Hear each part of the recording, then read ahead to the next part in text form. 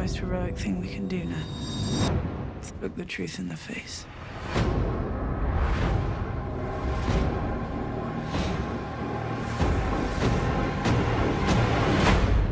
The Night King is coming.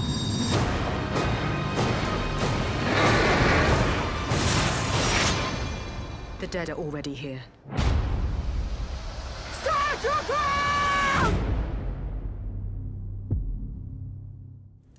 The Night King made them all. They follow his command. If he falls, getting to him may be our best chance. If that's true, he'll never expose himself. Yes, he will. He'll come for me.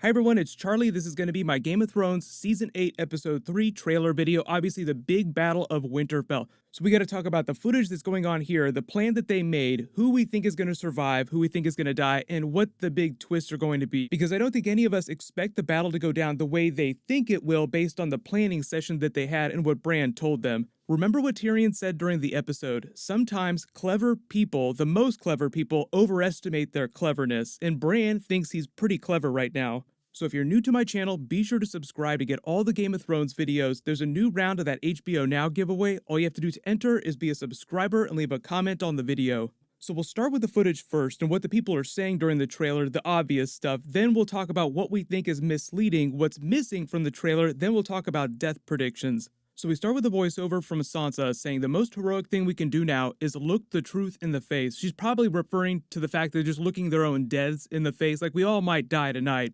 because most of the characters are fair game to die. There are only a couple of people that I think are safe with plot armor and have to survive the last couple of episodes. But based on what Tormund told them when he arrived with the Brothers of the Night's Watch, the White Walkers are arriving just before dawn. It makes it sound like the battle will end by dawn, meaning most of this will take place in the dark, and it looks like the White Walkers create a winter storm to cloud their vision to make it much harder for them to coordinate their armies. Make all the jokes you want about cranking the brightness up on your screens. So much of my time after I finish making Game of Thrones videos is just going back into the edit and cranking the brightness way up so that everybody can just pick out what's going on in each of the frames because of the way they light stuff.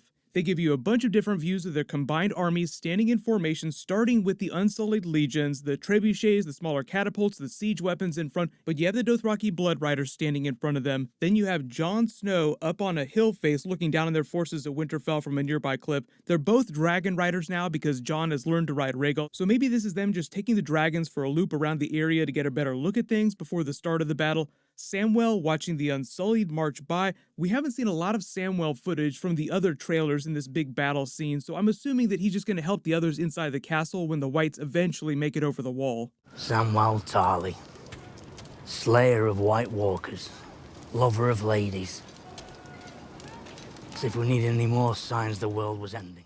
Arya and Sansa up on the walls, Davos elsewhere also on the walls walking past the Northern soldiers. Down in the crypts, it's Varys, Gilly, Little Sam, the little girl that gave Davos the Shireen Baratheon flashback. It's a little too blurry and dark in here to see which Stark tomb they're sitting next to, but we'll probably get a better look for it during the episode. But they're probably on the upper levels of the crypts. The underground structure has way more levels, goes way deeper, and is way larger than the actual above-ground Winterfell castle. I did a whole history video on the crypts of Winterfell a little while ago, but they go back to the time of Bran the Builder. The lower you go, the older the tombs are. I know there are a lot of people asking what's going on with this plan to put them in the crypts because it's all dead people. They're sitting around dead people. The Night King and the White Walkers raise things as whites. Well, here's the thing about that. I think there are a couple of practical reasons why the people in the crypts are mostly safe. Not completely safe, but mostly safe. The doors to the crypts are made of really thick ironwood, which is impervious to most kinds of fire, and it's almost as strong as steel. But also, number two, I think the Gilly and Little Sam are safe, so I think that most of the people around here would be safe.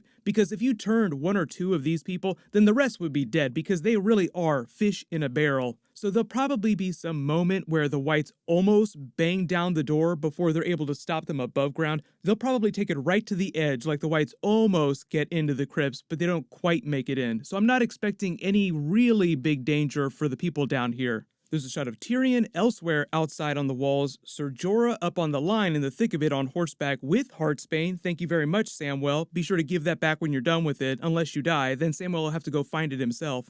Jon says the Night King is coming, but there's a shot of him on the ground with smoke all around him because of that winter storm that they create, so it's really hard to tell where he is during this shot. But it looks like he's seeing something he can barely believe. The expression on his face is one of shock and surprise. There's a much wider shot of their armies outside the gates of Winterfell. This is actually lit pretty well. There's the Dothraki Blood Riders up in the front, the siege weapons behind them, the Unsullied Legions, these people over on the bottom right here with the taller looking shields and some of the dragonglass pikes seem like they're the northern soldiers. I'm assuming the Knights of the Vale are standing off to one side here, just off of frame. There's the same shot of Arya running through the upper levels of the castle, probably from some wights chasing her who have made it over the walls. She doesn't have her special weapon that Gendry made for her, so she may have lost it at this point. Maybe she still has that Valyrian dagger on her hip.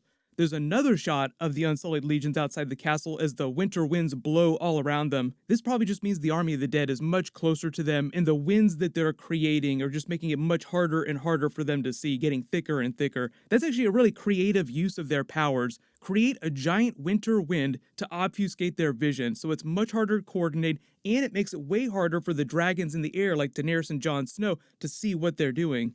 There's the Hound with his new dragonglass axe, and Beric with his usual flaming sword inside the castle, looking like they're trying to hunt something down. They look like they're trying to be really careful, so something is clearly going on inside Winterfell during the battle. There's a shot of what seems like Daenerys on Drogon's back amidst this giant winter storm, just trying to survive through it. I saw a lot of questions about what's going on with this dragon in my feed, but if you look on its back, there's a little tiny figure with long white hair blowing all around in the wind, and they're hugging the dragon back as close as possible, like they're trying to hunch over to avoid this winter storm. So that's why I think that this dragon is Drogon and it's Daenerys on his back. I don't think that it's the Night King of Viserion, because Viserion is a much deeper shade of blue with piercing blue eyes, and the teeth coming out of his mouth look way more menacing than Drogon's teeth. They just designed him to look like a much more fearsome dragon now that he's a white than Drogon, even though Drogon is much bigger in size.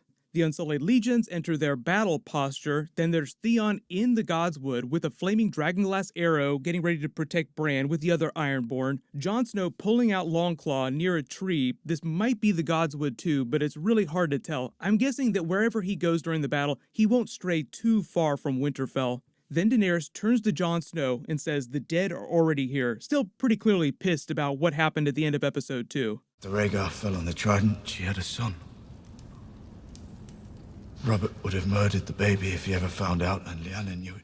But they leave the trailer off with Brienne shouting to Pod and the Knights of the Vale to stand their ground, as it seems like the legions of whites have already started making their run on Winterfell, like here they come right now. I know a lot of you are hoping for Ice Spiders big as hounds because we barely got a wide shot of the White Walkers marching their horses into frame, so we haven't got a full shot of the Army of the Dead yet, so you don't know what else they're going to surprise us with. But outside of the giants that the White Walkers have turned, and maybe a few other large animals, I'm not going to hold my breath for giant ice spiders, even though that would be really, really cool.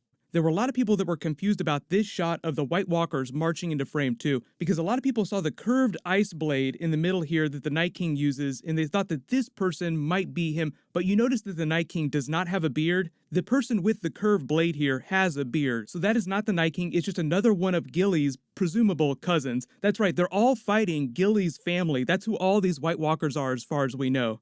What is the big twist of the episode, though, is that we don't see the Night King anywhere in this trailer, but they're all convinced that he's coming. Bran made this huge plan to try and trap him or lure him out into the Godswood, using himself as bait. I think it's important to remember what Tyrion said to Jaime during the episode about all his failures in battle planning. I made a mistake common to clever people. I underestimated my opponent. So think about it this way. Maybe the Night King has been using Bran's abilities against him because Bran said that the Night King has been trying to kill all the three-eyed ravens going back thousands of years unsuccessfully. So the Night King is not dumb. All those three-eyed ravens had the advantage of unbroken magical seals protecting them. When he broke the seal by grabbing Bran and marking him, that's really what tipped it off, and we know that Bran is still kind of learning his abilities. He's much better than he was last season, but he still doesn't know everything. So in the way that clever people underestimate their opponents, I think that Bran is underestimating the Night King. Jon Snow made it sound like it would be the easiest thing in the world. We just kill the Night King and we take care of all of this stuff. Clearly, that is not going to be the case. The battle will not go down the way they think. So let me know in the comments, what do you think that the Night King is going to do to swerve on their plan to trap him during the episode? he could either not show up at all, or he could only show up for a couple minutes in the episode and then completely take off, leaving them confused. Wait a minute, where'd the Night King go? Well, we still have all these White Walkers and Whites to defeat.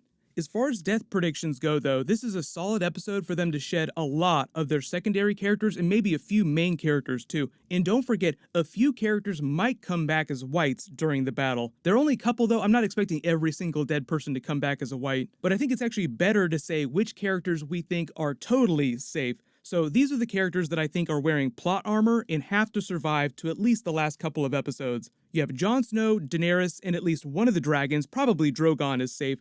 Arya Stark, Samwell, Gilly, Little Sam, Tyrion, and the Little Bear. Like we saw Ghost during last week's episode, I think it's possible that they could kill Ghost during this episode. Nymeria is still alive, so if she and her super pack show up, 50-50 on whether or not she survives the battle. Pretty much anyone in the north that's not on my plot armor list is fair game to go, including Melisandre, because I think that they're going to almost lose the battle really, really badly, but I'm expecting some sort of Melisandre Knights of the Vale moment during the third act with the Red Priest or whoever it is that she went over to get support from. It's just assuming that it would be other Red Priests and maybe the Fiery Hand. She even prophesied her own death when she was talking to Varys before she went back to Volantis. It's like, don't worry, I'll be back because we have to die in this strange land. Let me know in the comments though, do you guys actually think that Melisandre will show up during the battle at some point? What'll happen too is I will do a Q&A video, but that'll probably post on Wednesday because I'm allowed to post my non-spoilery Avengers Endgame review Tuesday afternoon. So look out for that. We have both Avengers Endgame this week and the biggest battle in Game of Thrones history. So be sure to stay alive all week so that you get to see it all. It is going to be an amazing week. But congratulations to the last giveaway winner, Andy Arzuza. Please email me on the About page of my channel so I can get your details. While you wait for everything, click here for my Game of Thrones Season 8 Episode 2 video, and click here for my Episode 1 video. Thank you so much for watching. Everybody stay awesome. I'll see you guys tonight.